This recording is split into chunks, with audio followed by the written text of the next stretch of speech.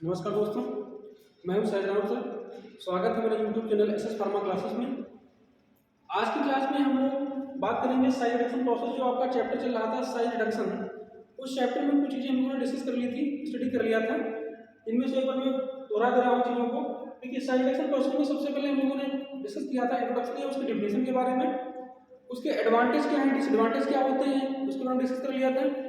फिर factor influencing of size reduction process क्या है, उसमें कौन कौन से फैक्टर हैं, कौन कौन से कारक हैं जो साइज रिडक्शन प्रोसेस को इफेक्टेड करते हैं या उसको प्रभावित करते हैं, उन चीज़ों के बारे में डिस्कस कर लिया था। नेक्स्ट पॉइंट हम लोगों ने उसकी मैकेनिज्म क्या होती है, इस पॉइंट के बारे में डिस्कस कर लिया था। तो जितने पॉइंट आपके साइज रिडक्शन में हो गए हैं, उसके आगे हम कंटिन्यू करेंगे। एक इंपॉर्टेंट टर्म आता है इस साइज रिडक्शन प्रोसेस में। बात हम लोग करते हैं कि equipment for size reduction process. हम बात आज करने वाले हैं कि जो साइज रिडक्शन प्रोसेस हम लोग कर रहे थे या हम लोग डिस्कस कर रहे थे, उसकी बात कर रहे थे, उसमें ऐसे कौन कौन से इक्विपमेंट हैं जिनका यूज करके हम किसी भी प्रोडक्ट के पार्टिकल के साइज को हम रिड्यूस कर सकते हैं। उन इक्विपमेंट के बारे में थोड़ी सी हम लोग बात करेंगे, ठीक है। तो सबसे पहले हम समझ लेते हैं कि इक्विपमेंट कौन कौन से आपको पढ़ने हैं। इक्विपमेंट की अगर हम बात करते हैं, इसमें कौन कौन से इक्विपमेंट हैं। सबसे पहले हम लोग बात करेंगे आज बॉल मिल के बारे में, इसके बारे में बॉल मिल के बारे में बात करेंगे। सेकंड हम लोग बात करेंगे आज रोलर मिल के बारे में, इसके रोलर मिल के बारे में बात करेंगे। Next third one is hammer mill, hammer mill के बारे में बात करेंगे। आज की क्लास में हम लोग इन तीन मिल के बारे में बात करेंगे। उसके बाद एक क्लास आपकी इस टॉपिक की बचेगी जिसमें हम लोग दो और इक्विपमेंट बात कर लेंगे। इसमें फ्लूइड एनर्जी मिल है, ठीक है, और एक आपका डिसइंटीग्रेटर है। ये पांच आपके इक्विपमेंट हैं जो इस साइज रिडक्शन प्रोसेस में पूछे जा सकते हैं, पूछ सकता है आपसे एग्जाम में, ठीक है। ये जो इक्विपमेंट है ये बी फार्मा के सिलेबस में भी आपको पढ़ने हैं और डी फार्मा के सिलेबस में भी है, ठीक है। तो हम लोग उसको प्रॉपर कंटिन्यू करते हैं। सबसे पहले हम लोग बात करते हैं बॉल मिल के बारे में, ठीक है, जिसके बारे में बॉल मिल के बारे में थोड़ी सी जानकारी और ले लेते हैं कि अगर इक्विपमेंट हमको पढ़ना है, जैसे हम बॉल मिल की हम लोग बात करेंगे, तो बॉल मिल में क्या क्या कंटेंट हम उस बॉल मिल के बारे में पढ़ेंगे उसकी हम लोग बात कर लेते हैं। तो सबसे पहले हम बॉल मिल का इंट्रोडक्शन देखते हैं। क्या देखते हैं? इंट्रोडक्शन देखते हैं, ठीक है। इंट्रोड्यूस करेंगे कि बॉल मिल क्या होता है। नेक्स्ट पॉइंट में हम लोग प्रिंसिपल की बात करेंगे। किसकी? प्रिंसिपल की बात करेंगे। सिद्धांत क्या है, किस सिद्धांत में काम करती है बॉल मिल।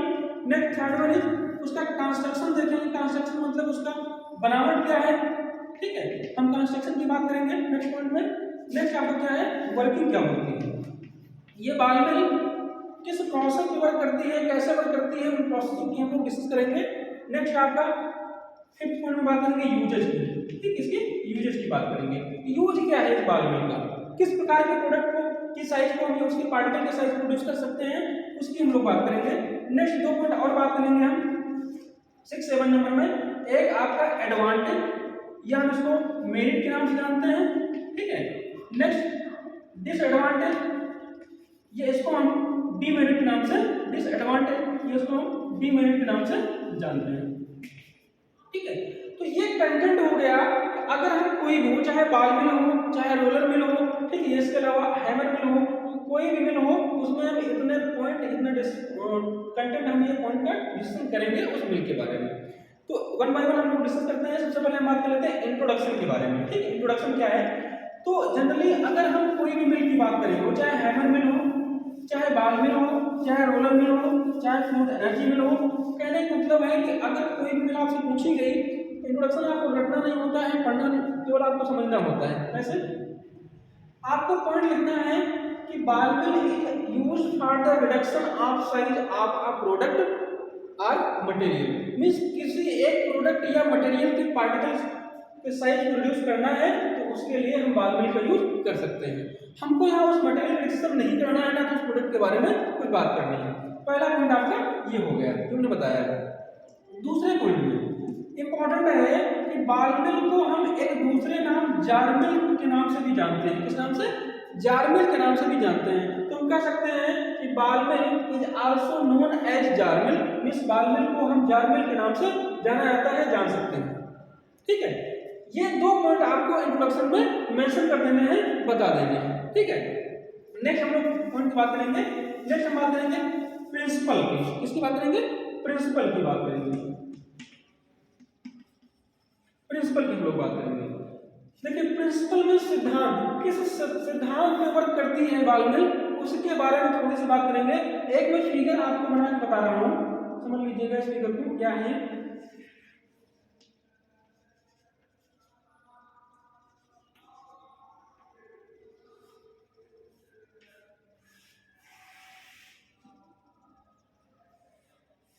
रफली फिगर है, समझिएगा इसको।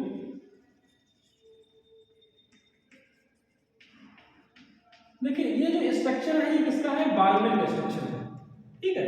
बॉल मिल का स्ट्रक्चर ऐसे बॉल मिल होती है, या ये देखिए एक सॉफ्ट है, इस सॉफ्ट के थ्रू क्या होता है, ये स्टेट इस सॉफ्ट में ऐड होता है। ये जो आपका सिलेंडर, इस सिलिंड्रिकल रचना होती है, जो बाल होता है सिलिंड्रिकल रचना होती है, और ये बाल इस सॉफ्ट में अटैच होता है, ठीक है। हम क्या करते हैं, जब हम इसको इलेक्ट्रिसिटी प्रोड्यूस करते हैं, देते हैं, तो ये बाल रोटेट करता है। जब बाल रोटेट करता है उसमें कैसे रोटेट करेगा, उसमें थोड़ा सा चित्र हम देते हैं।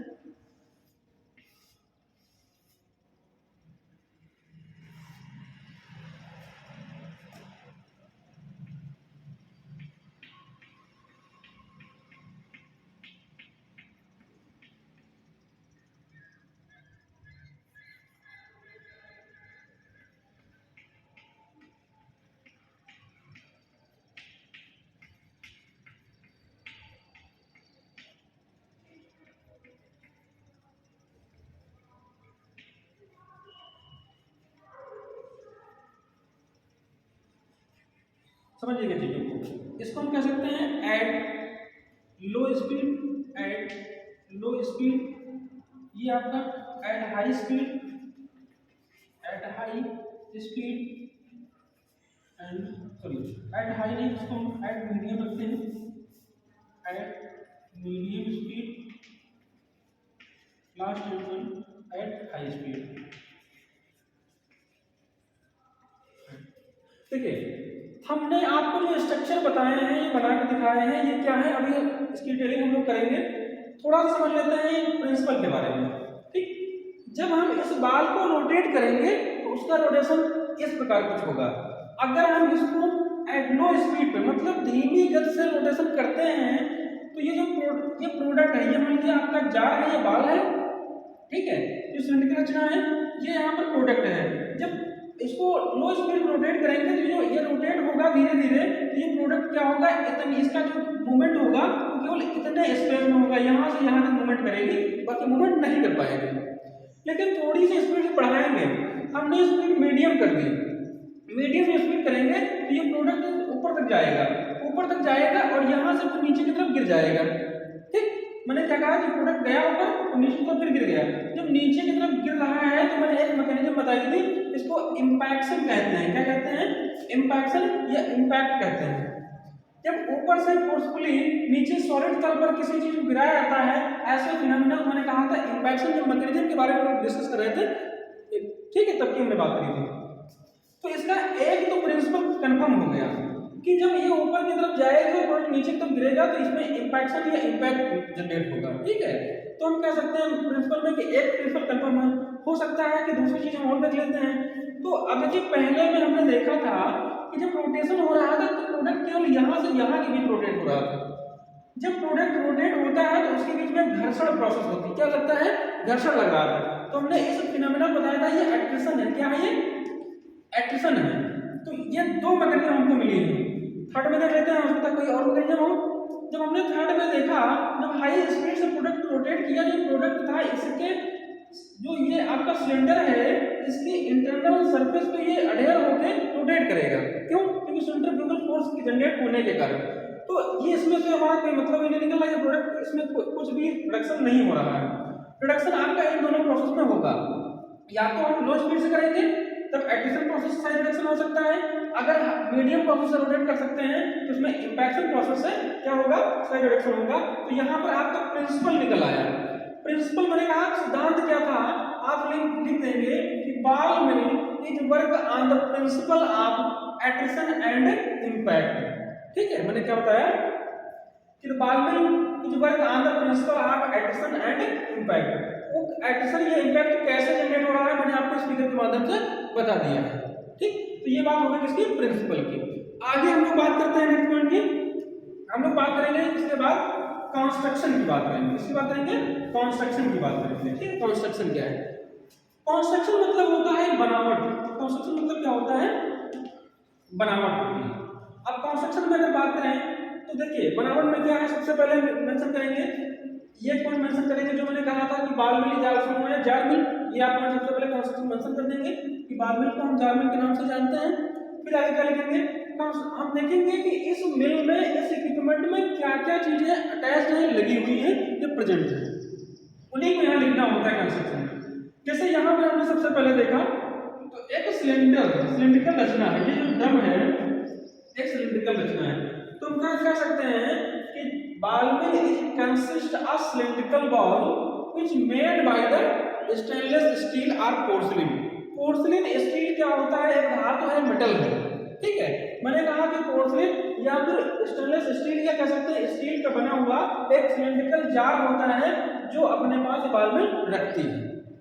ठीक है, फिर मेंशन करेंगे कि इस बाल में, इस जार में कह सकते हैं कि एक लीड लगा होता है, अपर साइड में एक लीड लगा होता है। इस लीड का मतलब है कि इस लीड से प्रोडक्ट को हम फिल करते हैं, इसके अंदर, इस जार या इस बाल के अंदर फिल करते हैं। ये पॉइंट भी आपको इस कंस्ट्रक्शन में मेंशन कर देना है। आपको देखेंगे कि ये जार या ये बाल एक शाफ्ट के द्वारा अटैच होता है और ये शाफ्ट क्या करता है? एक स्टैंड से अटैच होता है। ठीक है, ये स्टैंड है और इस पे ये शाफ्ट लगा होता है और इलेक्ट्रिसिटी देने पर क्या होता है? ये शाफ्ट का मूवमेंट, ये ड्रम को मोमेंटम प्राप्त करता है। ये पॉइंट आपको बता देना है अपने पॉइंट में। ठीक है, इतना पॉइंट आप डिस्कस करेंगे। मैंने क्या कहा कंस्ट्रक्शन समझ लीजिएगा। मैंने कहा कंस्ट्रक्शन में सबसे पहले आपको एक पॉइंट लिखना है। क्या लिखेंगे आप? सबसे पहले मेंशन करेंगे कि ball mill is also known as jar mill. फिर आपको मेंशन करना है कि it consist a cylindrical vessel, या कह सकते हैं सिलिंड्रिकल ड्रम या सिलिंड्रिकल जार हम बात कर सकते हैं। ठीक है, इतना लिखने में कंसिस्ट करता है। साथ मैंने कहा कि इस जार के अपर साइड में एक लीड लगी होती है जिससे प्रोडक्ट को फिल किया जाता है इस पार्ट में, इसके इंटरनल पार्ट में। फिर हमने कहा कि ये सिलेंडर एक शाफ्ट के थ्रू अटैच होता है और ये शाफ्ट एक स्टैंड के ऊपर क्या होता है? स्टैंड के आकर रखा जाता है। हम जब इलेक्ट्रिसिटी देते हैं तो ये शाफ्ट में मोमेंटम होता है, रोटेशन होता है, जिसकी सहायता से जार भी रोटेट करता है। तो ये जो प्रोसेस मैंने आपको पॉइंट बताए हैं, ये पॉइंट आप अपनी लैंग्वेज में लिख सकते हैं एग्जाम में। ठीक है, जितना आपको दिख रहा है इतना आपको मेंशन करना है कंस्ट्रक्शन में। नेक्स्ट हम बात करेंगे वर्किंग की। वर्किंग क्या है ये हम समझ लेते हैं। देखिए वर्किंग कुछ नहीं, सबसे पहले क्या करेंगे? मैं लिड को ओपन किया, लिड को ओपन करने के बाद क्या होगा? हम मटेरियल को फिल करेंगे। ठीक है, तो फिल करने के बाद क्या करेंगे? इसमें इलेक्ट्रिसिटी प्रोवाइड करेंगे और इसका रोटेशन स्टार्ट हो जाएगा। जब रोटेशन स्टार्ट होगा तो बात आएगी इन स्पीड की। ठीक है, आपको सबसे पहले क्या करना है? Firstly we are open the lid and fill the material which reduce the particle size. मतलब ऐसे मटेरियल को इस लिड ओपन करके फिल करना है जिसका पार्टिकल साइज को रिड्यूस करना हो। फिर क्या करेंगे? After that we are start the equipment. ठीक है, and the mechanism is processing. मतलब हम फिल करने के बाद लिड को हमने क्लोज किया, तो क्लोज करने के बाद इसमें इलेक्ट्रिसिटी दी, इलेक्ट्रिसिटी देने के बाद ये रोटेशन इसका स्टार्ट हो गया। हमको यहाँ तीन चीजें देखनी है कि अगर हमको प्रोडक्ट कम ही क्या करना है, मतलब कोई ऐसा प्रोडक्ट है जिसमें थोड़ा सा पार्टिकल रिड्यूस करना था, वो फिर हमारा यूजेबल हो जाता। तो ऐसे प्रोसेस में क्या करेंगे? High speed. आपको तीनों स्पीड इस वर्किंग में मेंशन करना है कि अगर एट लो स्पीड से हम प्रोडक्ट को क्या करते हैं? रोटेट करते हैं। तो रोटेट करने पर ये प्रोडक्ट केवल इतने पोर्शन में रोटेट होगा और इसमें क्या होगा? एडिशनल फोर्स जनरेट होगा। ये भी आपको वर्किंग में मेंशन करना पड़ेगा। ठीक है, आफ्टर दैट जब हम मीडियम स्पीड से रोटेट करेंगे तो ये हाफ तक जाएगा, मतलब इसकी आधी इस पोर्शन तक जाएगा और यहाँ से फिर क्या होगा? पोर्शन नीचे की तरफ गिरेगा। तो इसमें इंपैक्शन फोर्स जनरेट होगा, कह सकते हैं इंपैक्ट फोर्स जनरेट होता है जिससे पार्टिकल साइज रिड्यूस हो जाएगा। और एट हाई स्पीड मैंने बताया था कि एट हाई स्पीड पर ये जो प्रोडक्ट है ये इस जार के इंटरनल सरफेस पे अडहेर होकर स्पीडली क्या करेगा? मूवमेंट करेगा, ना कि पार्टिकल साइज को रिड्यूस करेगा। तो ये जो आपको मैंने एग्जांपल दिया था फिगर के माध्यम से, ये आपको फिगर मेंशन करना पड़ेगा कहां पर? वर्किंग फिनोमेना में। ठीक है, ये पॉइंट भी आपका डिस्कशन हो गया वर्किंग क्या है। नेक्स्ट हम लोग बात करेंगे यूजेस की। यूज क्या हो सकते हैं? ठीक है, हम लोग बात करेंगे इसकी यूजेस की। यूजेस क्या है हम लोग बात कर लेते हैं जार मिल के। या फिर बाल मिल के। ये तो मैंने डिस्कस किया है, होपफुली आपको समझ में आ रहा होगा सब कुछ। तो सबसे पहले अगर बात करें तो इसका जो यूज है वो कह रहा है कि रीग्राइंडिंग। रीग्राइंडिंग का मतलब है अगर मान लीजिए आपने प्रोडक्ट के साइज को रिड्यूस कर लिया है किसी अदर इक्विपमेंट के द्वारा और उसको दोबारा से करना है, ठीक है, तो हम दोबारा से उसके साइज रिड्यूस करने के लिए इस बाल मिल का यूज कर सकते हैं। पहला पॉइंट आप मेंशन कर सकते हैं, रीग्राइंडिंग प्रोसेस में आप इसका यूज कर सकते हैं। ठीक है, रीग्राइंडिंग प्रोसेस में क्या करते हैं, इसका यूज कर सकते हैं। नेक्स्ट हम बात करेंगे नेक्स्ट पॉइंट की। तो आपका सेकंड पॉइंट क्या हो जाएगा, ठीक है, हम कह सकते हैं कि सीमेंट, आपने देखा होगा सीमेंट जो आती है घरों को बनाने के लिए, उस सीमेंट का या प्लास्टर ऑफ पेरिस का, ठीक है, कह सकते हैं सीमेंट जो प्लास्टर ऑफ पेरिस है, ठीक है, ऐसे जो प्रोडक्ट होते हैं उन प्रोडक्ट को एकदम फाइन पार्टिकल में कन्वर्ट करने के लिए इस जार मिल का यूज, या कह सकते हैं इस बाल मिल का यूज किया जाता है। पहला मैंने कहा कि रीग्राइंडिंग प्रोसेस में यूज कर सकते हैं। दूसरा मैंने कहा कि सीमेंट जैसे प्रोडक्ट को बनाना है, ठीक है, उसके पार्टिकल्स रिड्यूस करना है, या इसके अलावा हम बात कर सकते हैं सिलिकेट प्रोडक्ट की, या फिर जो कह सकते हैं जो बिल्डिंग मटेरियल आता है, बिल्डिंग मटेरियल मतलब घरों को निर्माण करने के लिए मटेरियल यूज करते हैं, उनकी हम बात कर सकते हैं। जैसे आपने देखा होगा वॉल पुट्टी आती है, ठीक है, पीओपी जैसे जो प्रोडक्ट आते हैं, तो उनकी जो पार्टिकल्स है रिड्यूस करना है इस बाल मिल या जार मिल की सहायता से रिडक्शन कर सकते हैं। ये पॉइंट आप यूजिंग में मेंशन कर देंगे। नेक्स्ट हम लोग पॉइंट की बात करेंगे एडवांटेज की, ठीक है, इसकी बात करेंगे एडवांटेज की। बात कर लेते हैं एडवांटेज क्या है।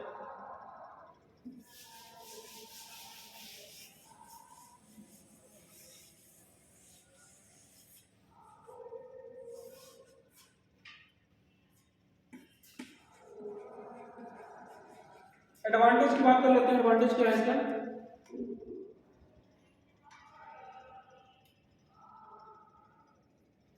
चलिए सबसे पहले हम बात करेंगे कि इसको क्लीन करने में बहुत ही इजीनेस होती है, कह सकते हैं ऑपरेशन ऑपरेशन का मतलब है ऑपरेट करना है, मतलब इसको ऑपरेट करना या उसको चलाना, ठीक कह सकते हैं। तो इसका ऑपरेशन और क्लीनिंग इसकी कह सकते हैं, एंड क्लीनिंग मतलब है इसको साफ करना, ये इजी होता है, ये आसान होता है कह सकते हैं। इसको ऑपरेट करना और इसको क्लीन करना, ये दोनों चीजें क्या होती है, इजी होती है, आसानी इसको कर सकते हैं, ठीक है। अगर हम बात करें सेकंड पॉइंट की, तो हम कह सकते हैं कि इजीली इस प्रोसेस को सीन कर सकते हैं, हम देख सकते हैं कि कैसे प्रोडक्ट का साइज रिड्यूस होता है। हमने फिगर के माध्यम से आपको डिस्कस किया था, बताया हुआ था। तो आप मेंशन कर सकते हैं कि इट इजीली सीन, हम मेंशन करेंगे इट इजीली सीन मतलब देख सकते हैं, ठीक है। नेक्स्ट पॉइंट की हम लोग बात कर लेंगे, तो हम कह सकते हैं कि हम सबसे पहले बात करेंगे कि अगर कोई वेट मटेरियल है, वेट मतलब गीला प्रोडक्ट है, ठीक है, तो वेट मटेरियल के साइज को भी रिडक्शन करने के लिए, रिड्यूस करने के लिए हम इस जार मिल या बाल मिल का यूज कर सकते हैं, करते हैं, ठीक है। ये पॉइंट आपको डिस्कस कर देना है इसी में। आगे हम लोग बात करेंगे, नेक्स्ट पॉइंट की बात कर सकते हैं कि इसमें जो लेबर कास्ट है, लेबर कास्ट मतलब जिसको ऑपरेट करने के लिए हमको व्यक्ति की आवश्यकता होती है, लेबर की आवश्यकता होती है, तो उसकी जो कास्ट है बहुत ही कम है। क्यों? क्योंकि इसकी जो ऑपरेशन प्रोसेस थी बहुत इजी थी, मतलब आसानी से प्रोडक्ट को क्या कर सकते थे, मैकेनिज्म को ऑपरेट कर सकते थे, इसलिए जो लेबर कास्ट आएगी वो कम आएगी, लो आएगी। ये पॉइंट आपको मेंशन कर देना है, ठीक है। और नेक्स्ट पॉइंट एक मोस्ट इंपॉर्टेंट पॉइंट है कि अगर आपको वेरी फाइन पार्टिकल ऑपरेट करना है, मैंने क्या बताया कि वेरी फाइन पार्टिकल ऑपरेट करना है, तो इस प्रोसेस से या इस इक्विपमेंट से आप बहुत ही अल्ट्रा फाइन या वेरी फाइन पार्टिकल ऑपरेट कर सकते हैं। सीमेंट का भी एग्जांपल दिया था, या अदर बिल्डिंग मटेरियल है, तो आप उसमें देखते हैं कि पार्टिकल साइज बहुत ही फाइन होता है, या कह सकते हैं अल्ट्रा फाइन तक पार्टिकल साइज होता है, इसलिए हम इस प्रोसेस से हम ऐसे प्रोडक्ट का पार्टिकल रिड्यूस कर सकते हैं। ये आपको पॉइंट मेंशन करना है इस बाल में। नेक्स्ट हम कुछ बात कर लेते हैं डिसएडवांटेज की। ये बात हो गई एडवांटेज की। नेक्स्ट पॉइंट हम लोग बात करेंगे डिसएडवांटेज की।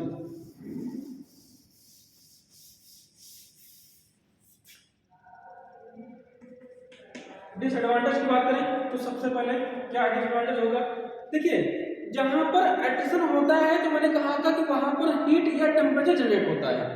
तो टेम्परेचर जनरेट होने से क्या होता है, तो जो हमारा प्रोडक्ट होता है उसकी एफिकेसी या कैपेसिटी जो कह सकते हैं थेरेपेटिक लेवल होता है धीरे धीरे कम होने लगता है, उसकी एफिकेसी खत्म हो जाती है, तो ये पॉइंट हम मेंशन कर सकते हैं। ठीक है, हम सबसे पहले मेंशन करेंगे, सबसे पहले हम बात करेंगे कि हीट जनरेशन होता है, और हीट जनरेशन से क्या होता है, जो प्रोडक्ट है वो प्रोडक्ट क्या होता है, खराब हो जाता है। कह सकते हैं कि टेम्परेचर क्या होता है, बढ़ जाता है, मतलब जनरेट होता है, इससे क्या होता है, प्रोडक्ट हमारा खराब हो जाता है। दूसरी हम प्रोडक्ट की बात करेंगे तो इसका जो साइज है थोड़ा बड़ा होता है, तो हम कह सकते हैं it have a large size. ठीक है, मतलब इसका जो साइज है वो थोड़ा बड़ा होता है। ठीक है, या लार्ज साइज की बात कर सकते हैं। ये पॉइंट भी हमारे लिए डिसएडवांटेज का काम करता है। इसकी जो एफिकेसी होती है लो एफिकेसी, कह सकते हैं कि लो एफिकेसी होती है। ठीक है, ये पॉइंट हमारे लिए हो जाएगा डिसएडवांटेज का। और लास्ट पॉइंट की हम बात करेंगे, हम कह सकते हैं कि फ्रिक्शन, ठीक कह सकते हैं कि फ्रिक्शन जनरेट, फ्रिक्शन मतलब जैसे एडिशन प्रोसेस जो एडिशन मैकेनिज्म हो रही थी, तो एडिशन से उसमें फ्रिक्शन जनरेट हो रहा था, और फ्रिक्शन जनरेट होने से क्या होता है कि जो एनर्जी रिक्वायरमेंट होती है, एनर्जी की जो रिक्वायरमेंट होती है वो ज़्यादा होती है, मतलब हम कह सकते हैं कि लार्ज अमाउंट में एनर्जी की रिक्वायरमेंट होती है, इसलिए ये प्रोसेस हमारे लिए थोड़ा सा क्या है, डिसएडवांटेज में। ठीक है, ये पॉइंट आप किसमें बात कर लेंगे, डिसएडवांटेज में। एक बार फिर से हम दोहरा दे रहे हैं अभी। ठीक है,